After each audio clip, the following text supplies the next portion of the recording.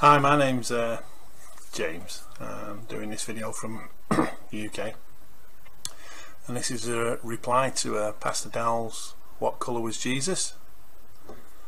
And as I said in a previous video,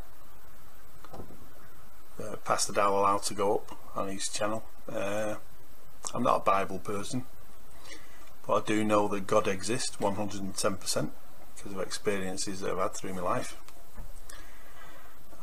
But I just don't do the Bible, and that's it.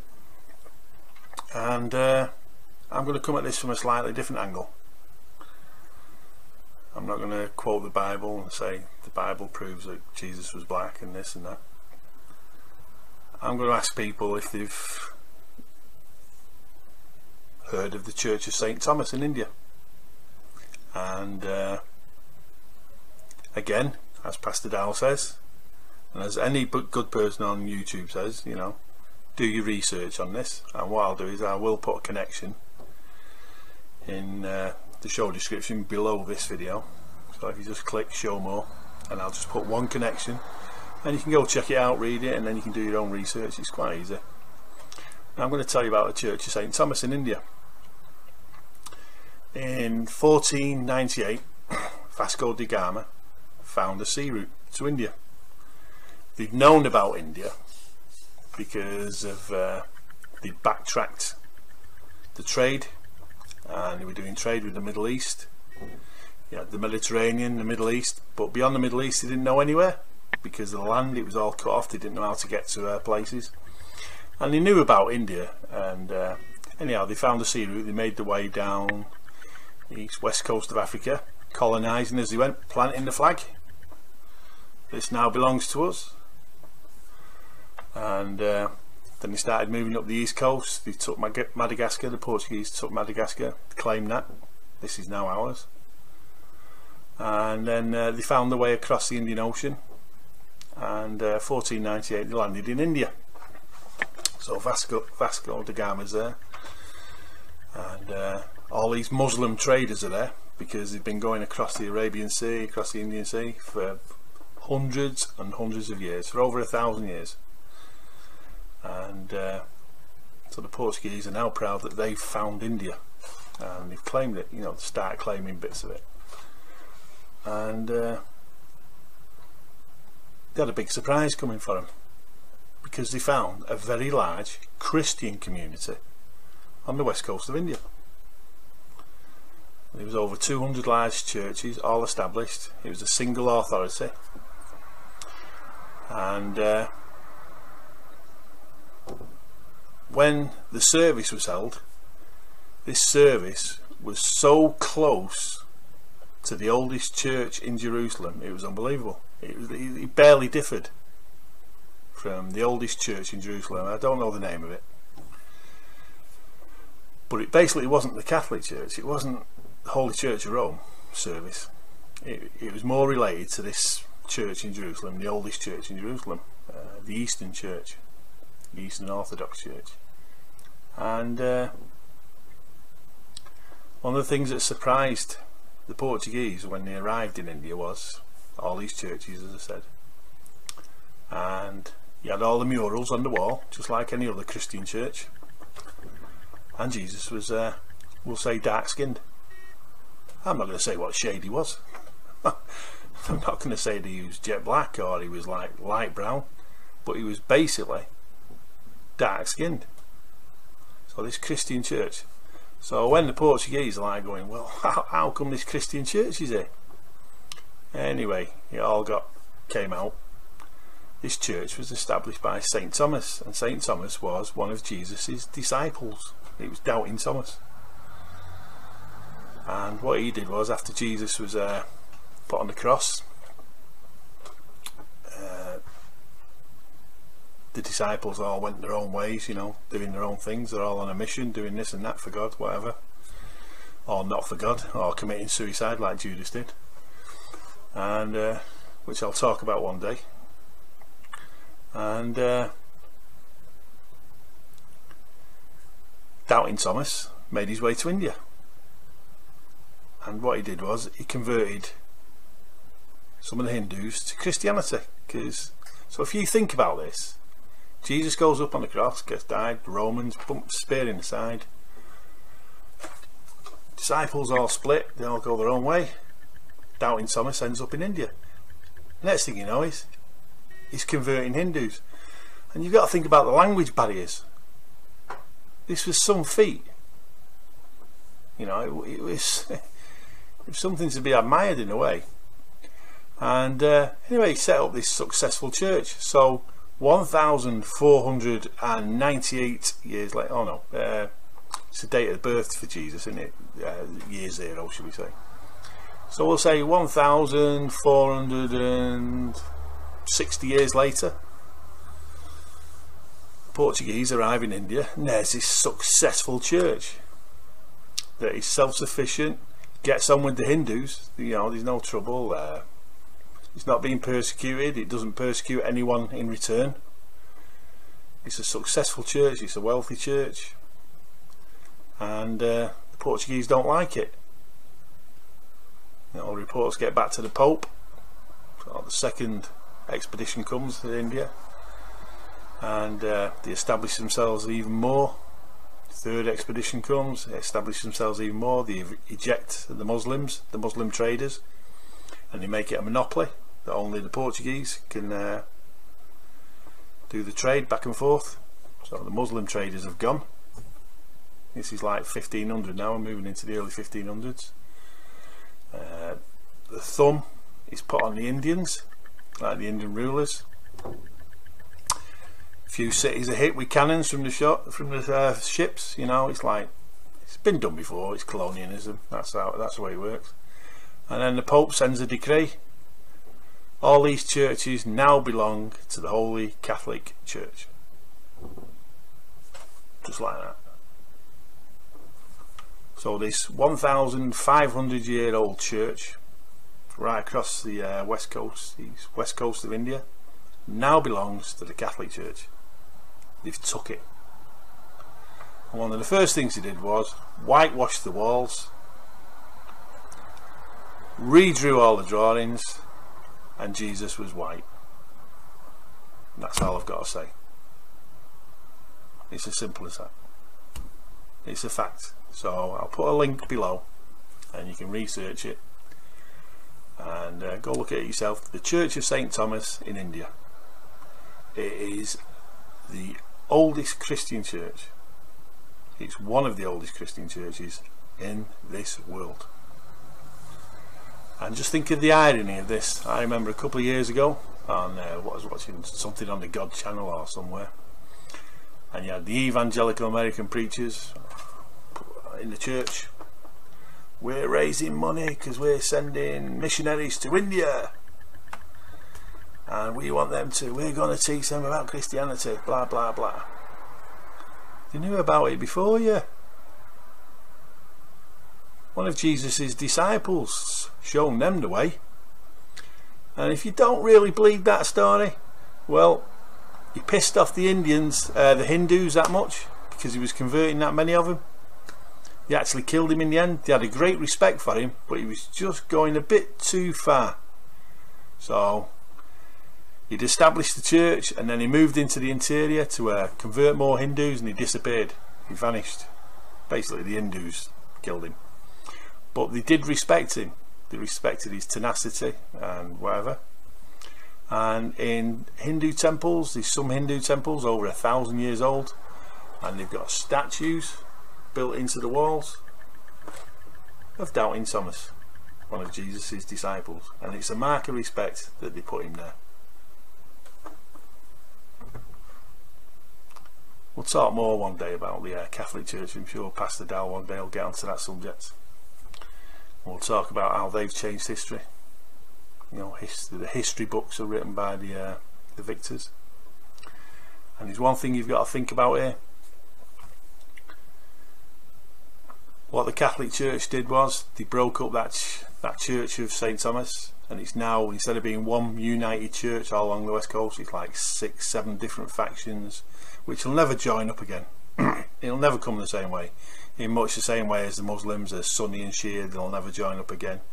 you've got the Protestants and you've got Catholics, you've got all sorts in the Christian community.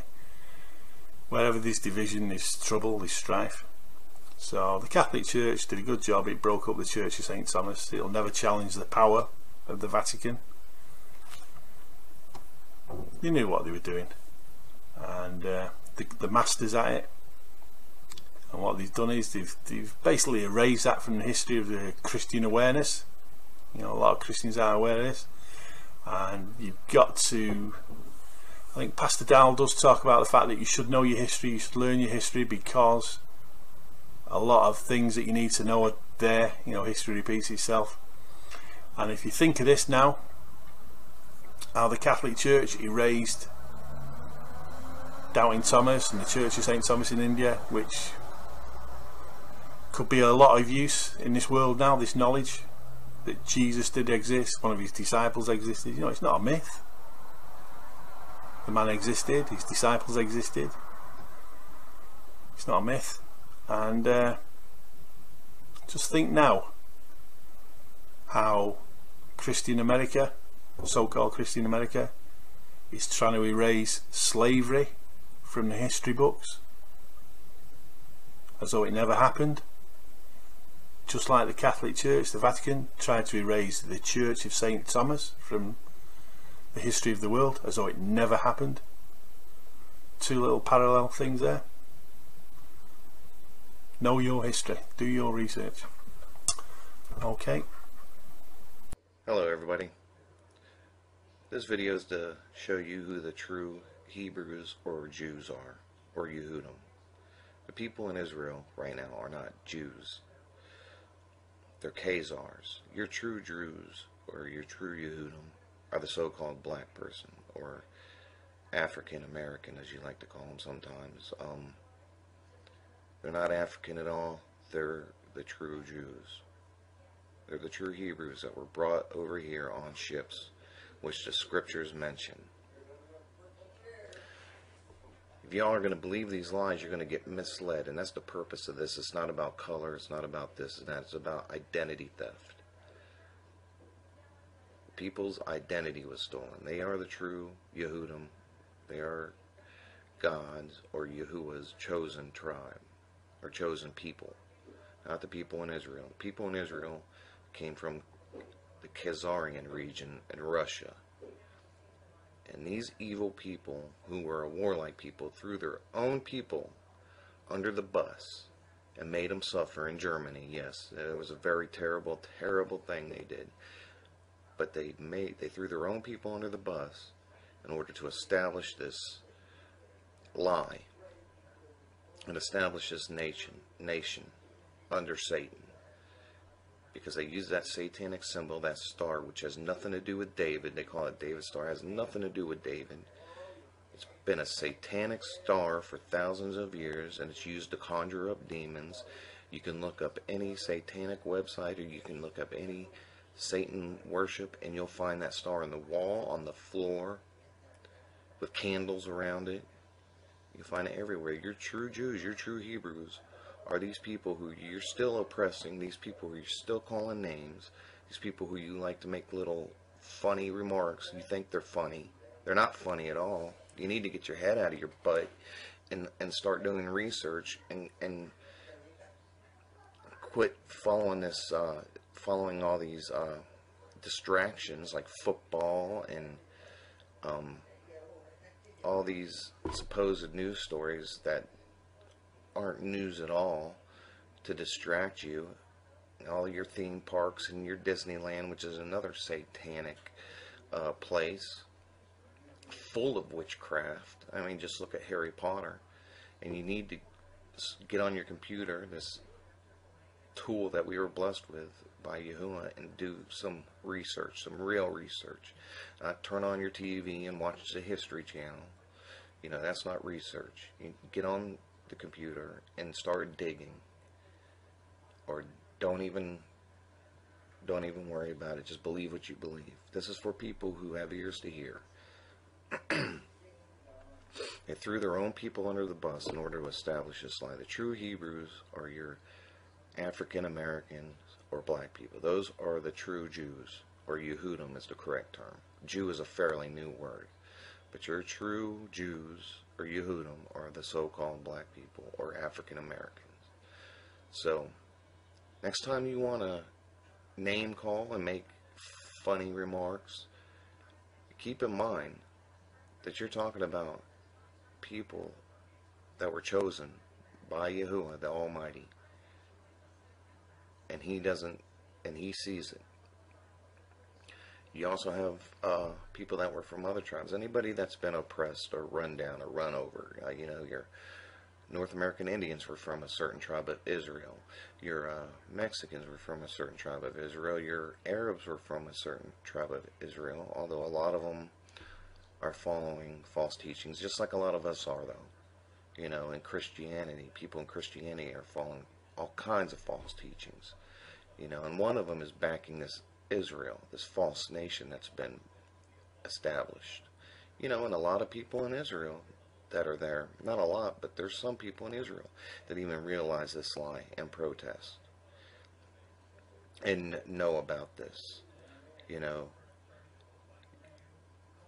They get a CIA agent or some undercover agent out there claiming to be Hezbollah or whoever, launch a toothpick of a missile over at Israel to give Israel the excuse to go bomb women and children and babies and bombard them with white phosphorus, which is a war crime that's never been addressed, and it's not being addressed. Make it look like it's being addressed a little bit, but it's all a show. All these leaders of all these countries are part of a 1% club, okay? And you're not part of it. So stop believing their lies and start listening to some of us here on the ground in the trenches that are doing the research.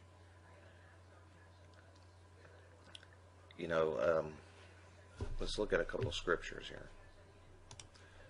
Let's look at Revelations 2:9 and Revelations 3:9.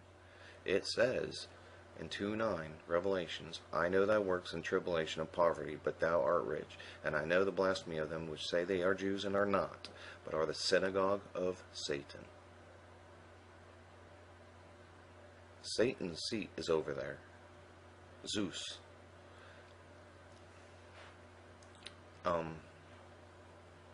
So right there it tells you.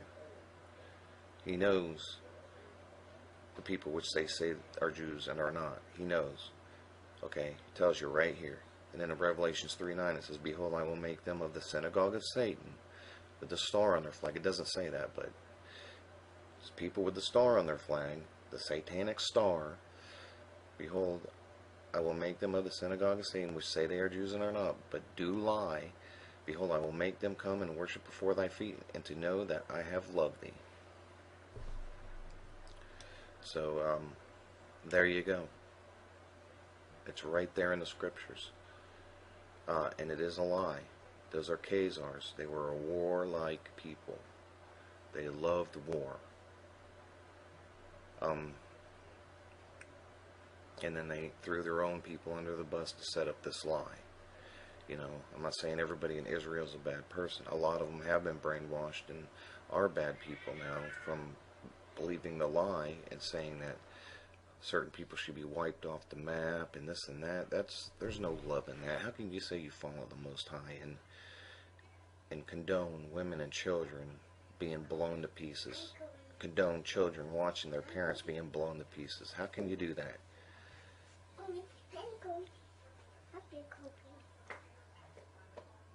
In Amos 5:26 it says, But ye have borne the tabernacles of your Moloch, and shown your images, the star of your God, which ye made to yourself. It's not a good star, people. The star has to do with Moloch and Remphan. So, and a lot of people say, well, what's the purpose? Why do we need to know this? We need to know this because in the end days you're going to be following one thing and you're going to be led right into the fire.